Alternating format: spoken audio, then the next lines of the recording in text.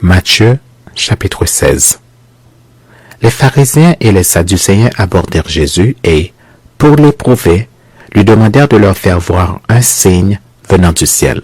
Jésus leur répondit, « Le soir, vous dites, il fera beau, car le ciel est rouge.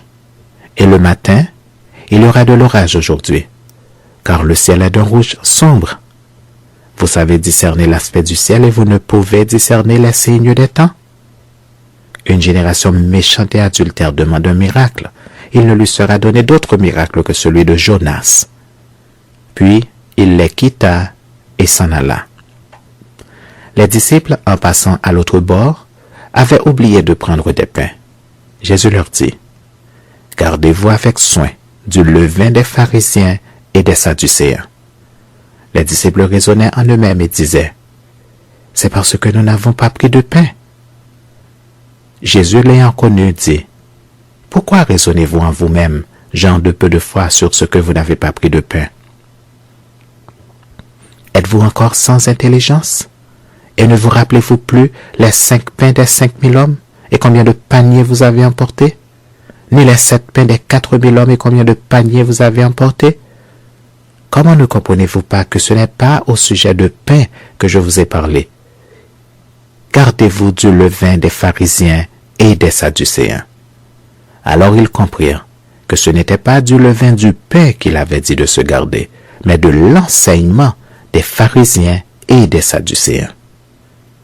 Jésus, étant arrivé dans le territoire de Césarée de Philippe, demanda à ses disciples, « Qui dit-on que je suis, moi, le Fils de l'homme » Ils répondirent, « Les uns disent que tu es Jean-Baptiste, les autres Élie, les autres Jérémie ou l'un des prophètes. Et vous, leur dit-il, qui dites-vous que je suis? » Simon-Pierre répondit, « Tu es le Christ, le Fils du Dieu vivant. » Jésus, reprenant la parole, lui dit, « Tu es heureux, Simon, fils de Jonas, car ce ne sont pas la chair et le sang qui t'ont révélé cela, mais c'est mon Père qui est dans les cieux. Et moi, je te dis que tu es Pierre, et que sur cette pierre je bâtirai mon église, et que les portes du séjour des morts ne prévaudront point contre elle. Je te donnerai les clés du royaume des cieux. Ce que tu lieras sur la terre sera lié dans les cieux, et ce que tu délieras sur la terre sera délié dans les cieux. » Alors il recommanda aux disciples de ne dire à personne qu'il était le Christ. Dès lors, Jésus commença à faire connaître à ses disciples qu'il fallait qu'il allât à Jérusalem, qu'il souffrit beaucoup de la part des anciens, des principaux sacrificateurs et des scribes, qu'il fut mis à mort et qu'il ressuscita le 3e jour.